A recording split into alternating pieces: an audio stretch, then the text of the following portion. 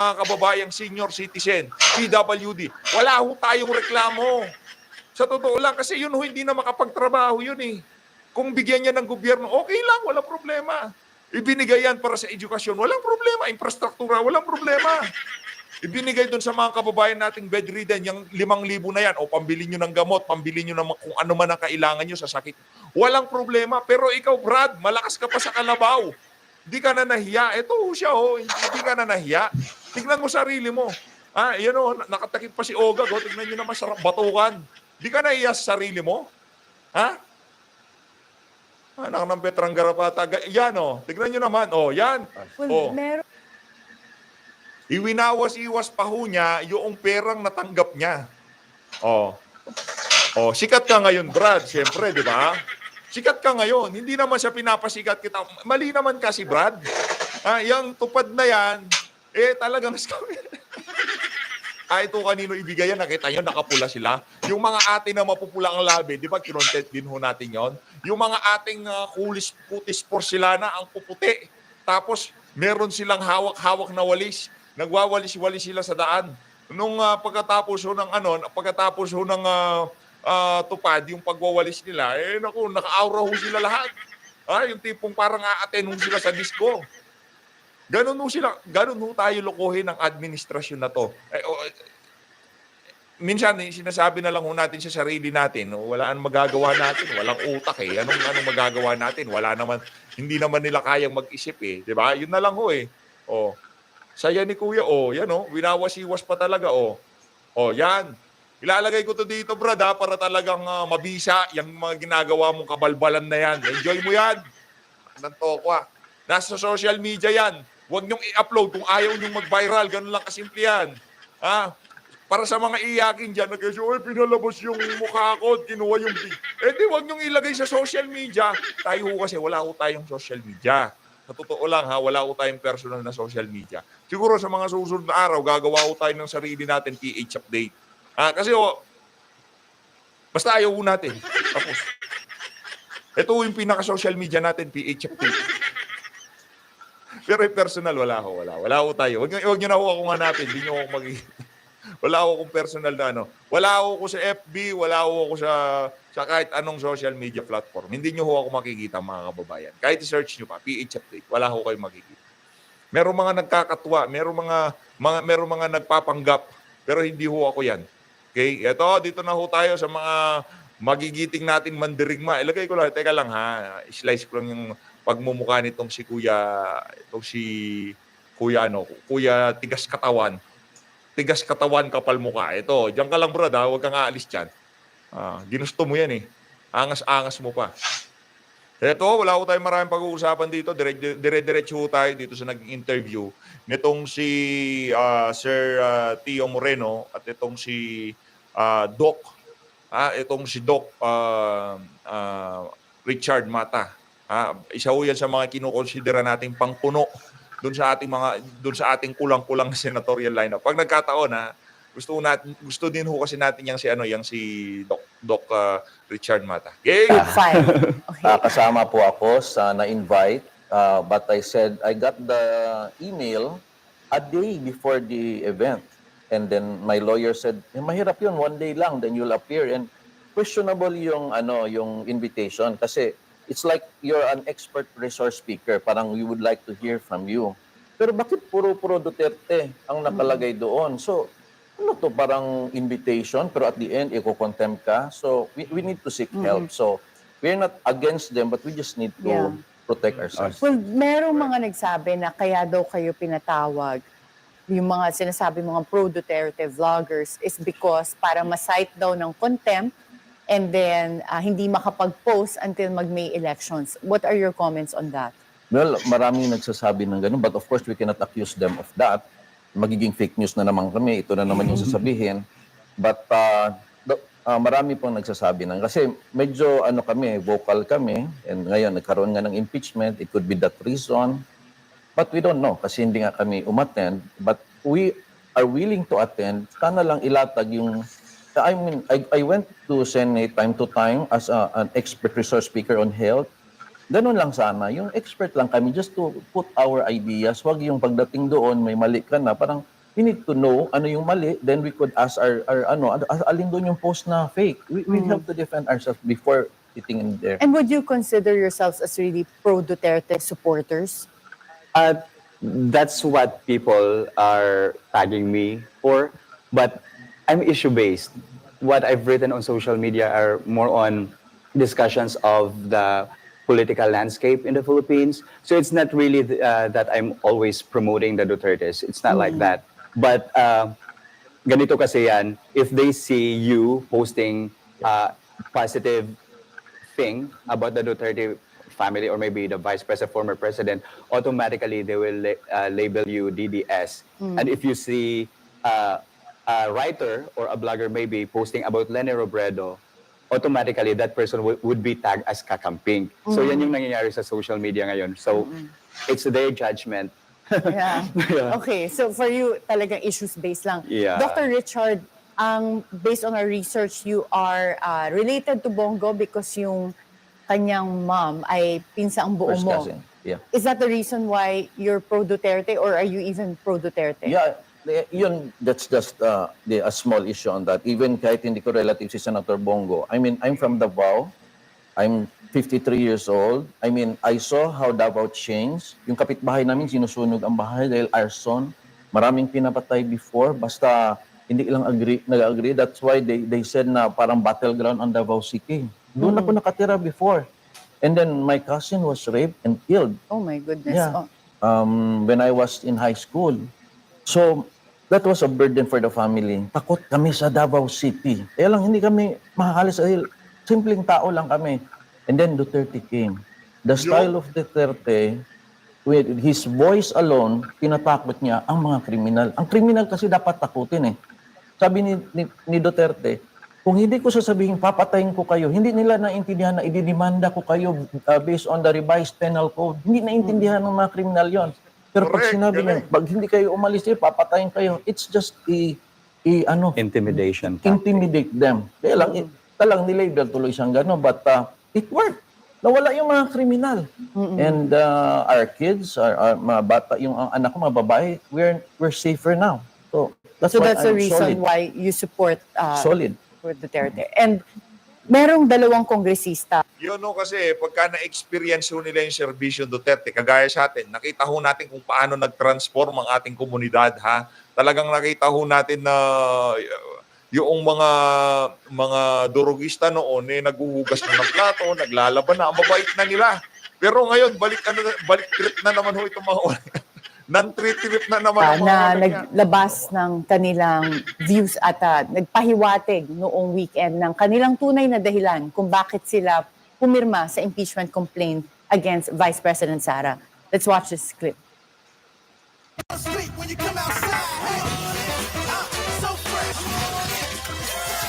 Užijte si nejzábavnější kasino jízdu s promokódem BONUS a vylepšete si vstupní bonus o 100 free spinů. Betano. Hra právě začíná.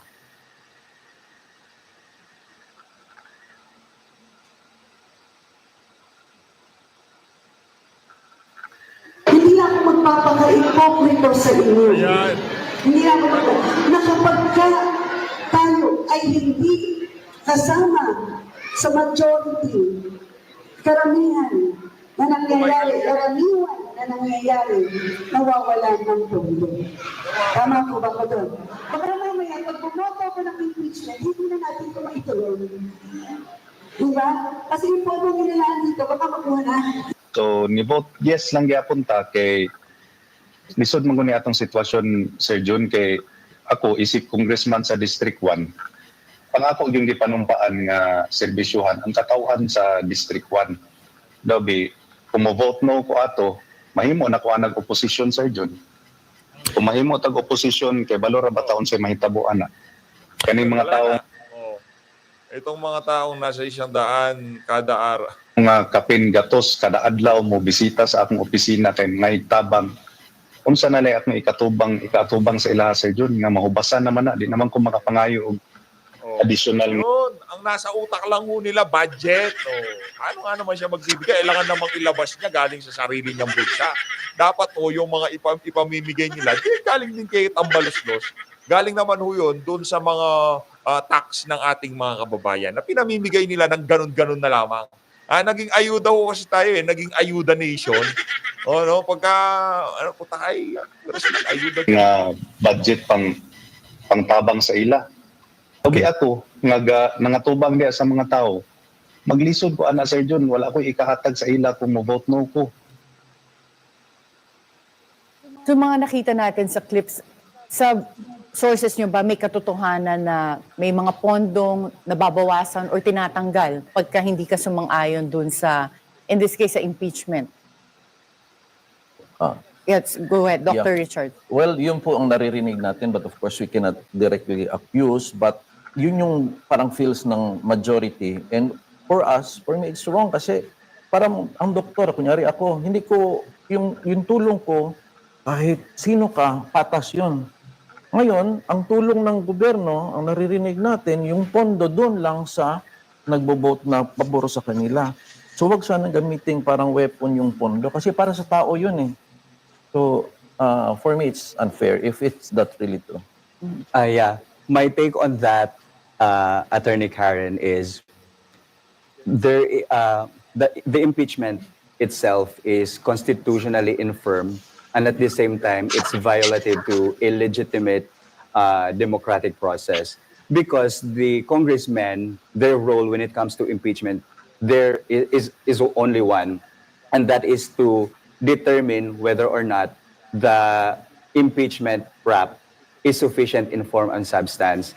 Now, if the main reason as to why they voted yes or they signed the impeachment rap against VP Sara is all about the budget, then that is not aligned with the Constitution. So I would say the impeachment itself is really a constitutionally infirm. And sa mga naririnig nyo, nung sinabi nyo meron kapalit yung pag-vote to impeach, magkano yung inaalok? Magkano ba yung pinag-uusapan natin dito?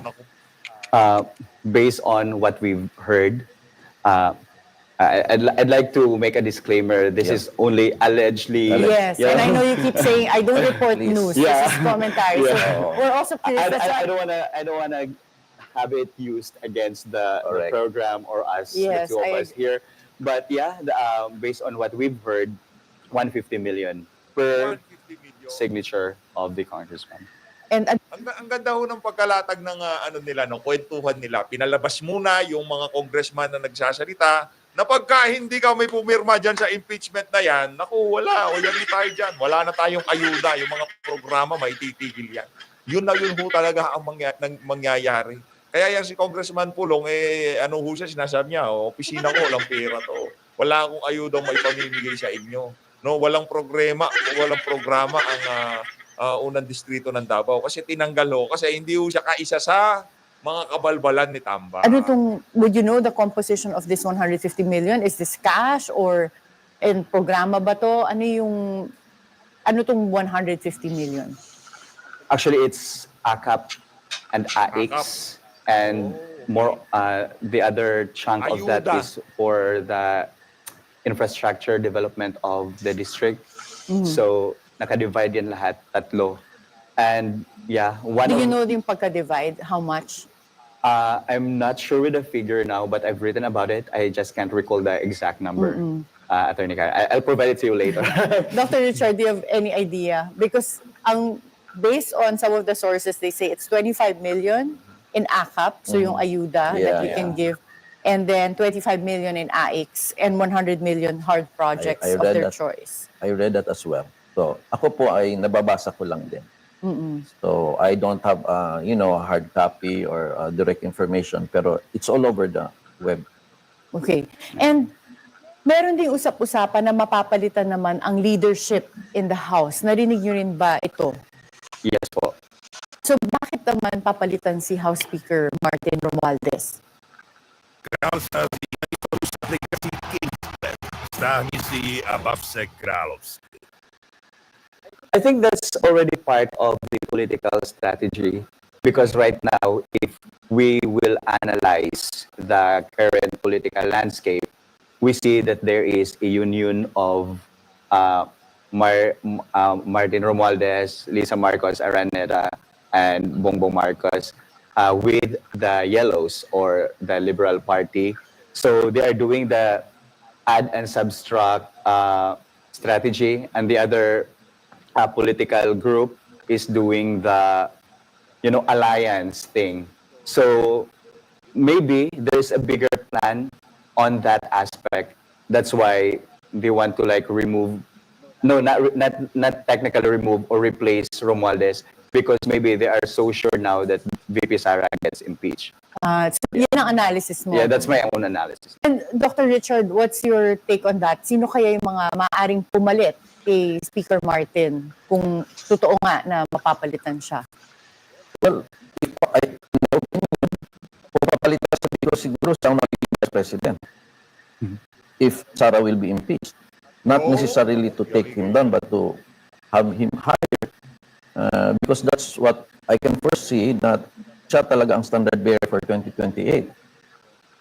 Nagkakabistuhan na, kumbaga yung larawan talagang lumilinaw na dito sa pagkakataon na to. Aalis si Tamba para tsaka na rin, iwas init sa social media, di ba? Kung sino man kasi yung magiging speaker dyan, yun ang pagtutuunan natin ng pansin. Kumbaga, pero behind the scene, ang nagtatrabaho lahat, itong si Tambaluslos, nasabi lang na ikaw yung, kumbaga, puppet speaker ka kung tawagin, no? Pero ang tumitimon talaga, ito pa rin si Martin Tambaluslos. Tapos, syempre, hindi na siya masyado nakikita-kita, no?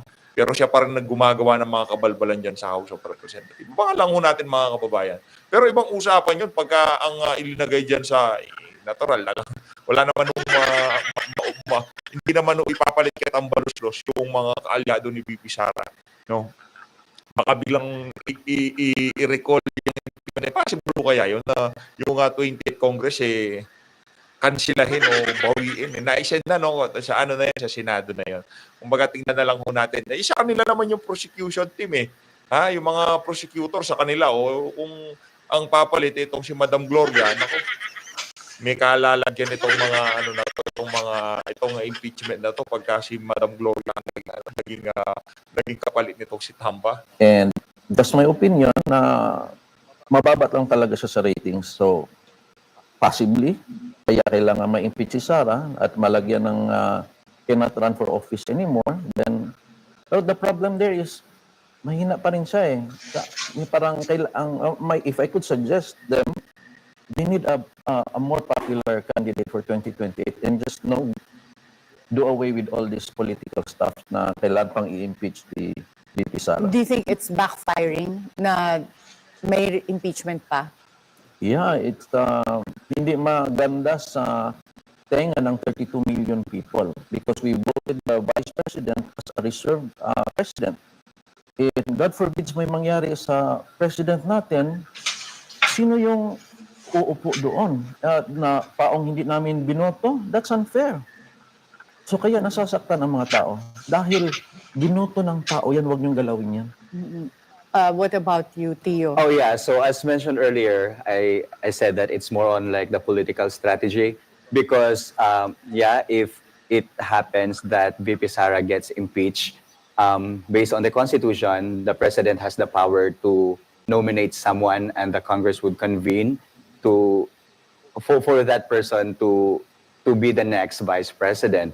So I think Martin Romualdez has the number now in the Congress. We see it based on the signatures of the impeachment rap.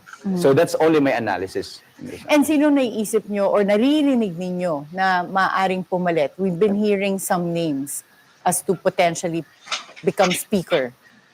I hope this will not be taken against me, but I heard the name of Toby. Toby Tiangco. Yeah. So, yeah, that's what I heard. I don't know anything about it now. Kayo, Dr. Richard, may narinig ba kayo? What about former President GMA? Did you hear her as a potential speaker? Okay, and sa tingin niyo po ba nahati sa ngayon yung allegiance ng military and PNP dahil dito sa mga nangyayari with the impeachment of Vice President Sara? Well, based on the sa mga retired generals and PMA. Meron po silang press con noong December at naglabas po sila ng mga saloobin. So I do believe medyo hati, no? So and that's what they have to think about and respect dahil mahal po tayo din ng mga sundalo. And hindi po bulag sila, no?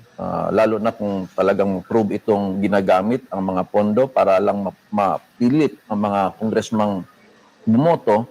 And I do believe for the soldiers that's an offense. Dapat i-prove nila na talagang kusang pumirma, walang benefits involved. Then I do believe that would be through impeachment process. Pero kung merong ibibigay, hindi valid yun. Nagulat pa ba kayo kung nung narinig ninyo itong chismis na merong kapalit na bayad yung para pumirma doon sa impeachment? Because if we remember the impeachment of Chief Justice Corona, Yeah. later after the conclusion of the trial wherein he was convicted during the impeachment trial, I think it was a year after where we had some senators giving a privileged speech saying that they were paid in order to vote to convict. So nagulat pa ba kayo na merong palitan ng pera dito? Personally, ako hindi na. As an ordinary citizen who have read the first 2 impeachment raps against VP Sara, naintindihan ko na these are all baseless allegations, accusations, not even proven yet. But then they made it as the basis for the impeachment.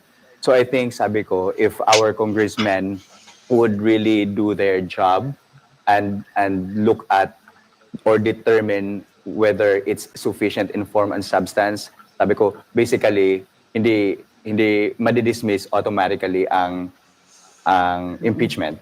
But then, it happened now. There are 215 plus 25, right? So yeah, hindi ako nagulat. Okay, and do you think or may naririnig ba kayo na magkakaroon ng special session ang Senate in order to conduct the impeachment trial, considering they've already adjourned? So far, based on the news, parang hindi pa raw nila kayang gawin yon. And I think they would stick to the plan na June pa rin ang pag-resume nila. Sa akin naman, Attorney Karen, is it depends on the results of the midterm elections, because if we have Duterte allies, PDP, right? So if by chance most of them would win, I don't think that they would act upon it, right? So yeah, it depends on the results of the election. And right now, with the current composition of Senate, do you think that they have the numbers in Senate?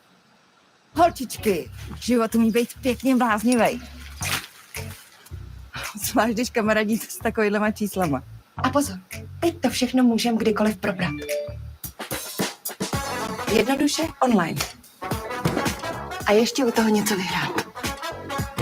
Bingo! Ta holka je ale číslo. Kde jinde proberete ty vaše čísla a ještě u toho něco vyhrajete? V online bingu u Maxi. Maxa, maximální zábava. To impeach.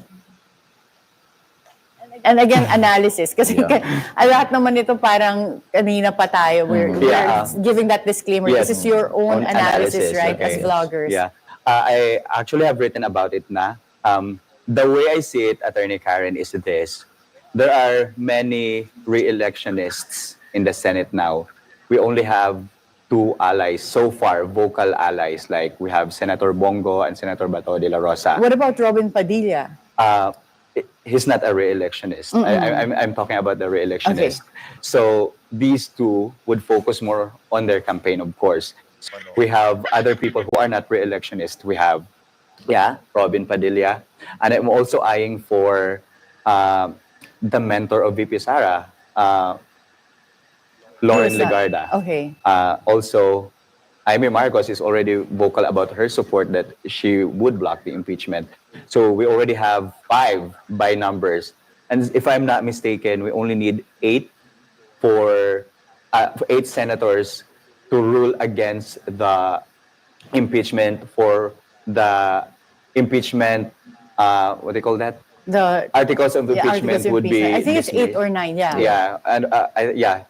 So for the articles of impeachment to be dismissed, disregarded, we just need that. So I think we have the number in the current structure of the Senate You have the numbers to stop the impeachment. to stop the impeachment. And if yeah. there were if this happened, the trial happened after the elections, do you think that they would have the numbers to impeach Doc Richard? Yeah, well, my suggestion for the people then, let's go for pro Dutertes talaga, as much as we can.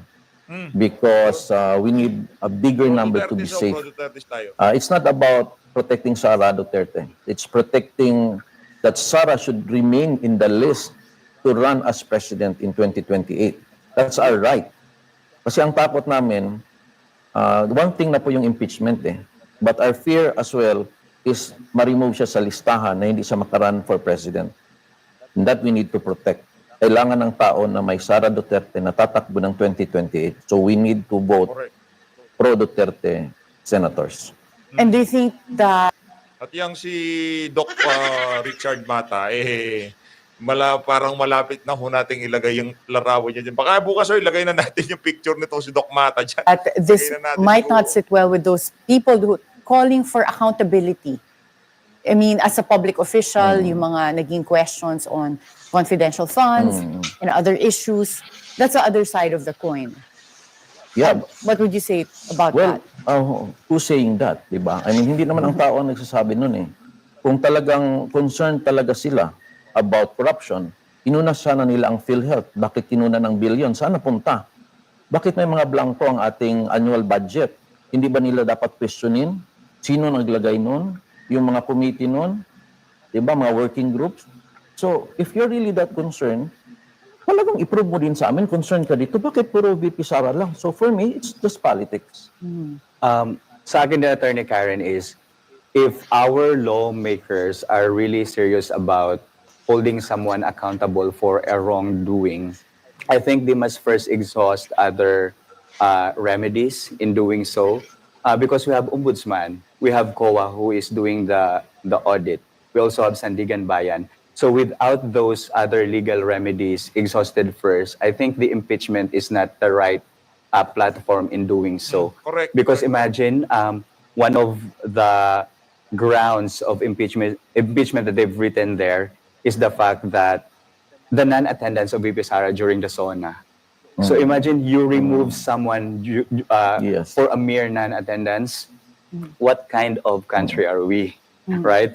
So yeah, for me, I really don't care about the number. What I care about is actually for our lawmakers to think well and to judge the impeachment based on the merit and not based on political affiliations. Okay. If I Thank may you. add, Okay, sige, last word, Dr. Richard. Yung sa articles of impeachment na nag-threat daw siya, no, to the president, Lisa and Romualdez. Well, as a doctor, we know psychology, we know psychiatry. That's more of defense mechanism eh. If a person feels na may threat sa kanya, then there's a tendency niya pwedeng sabihin yun to defend herself. Iba po yung nagplano ka, ba i-threat mo, iba yon. Iba yung nagse-self-defense ka. So for me, in psychology, it's more of a self-defense kaya siya nakasabi ng ganong mga words. So it's not a direct threat. Thank you again, Dr. Richard and Tio, for sharing. Ayun na nga mga kababayan, dito na natatapusin ang ating reaction video. Magpaalam na ho kayo kay Boy Tupad. Ito ang pagmumukha nitong si Boy Tupad. O yan, ayan. Magpaalam na ho kayo dito. Saya ni Boy Tupad, naka 5,000 siya. So always, maraming salamat to sa pag-support sa PH Update. Nakakuha ka na kasi, manahimik ka na. Lumakad ka na lang ng pasimple. Papabideo ko pa eh. Maraming salamat. Mag-ingat po kayo lahat. Lahat ng Pilipinas. Vstupte do světa výhod s odměnou až 1500 korun k novému účtu.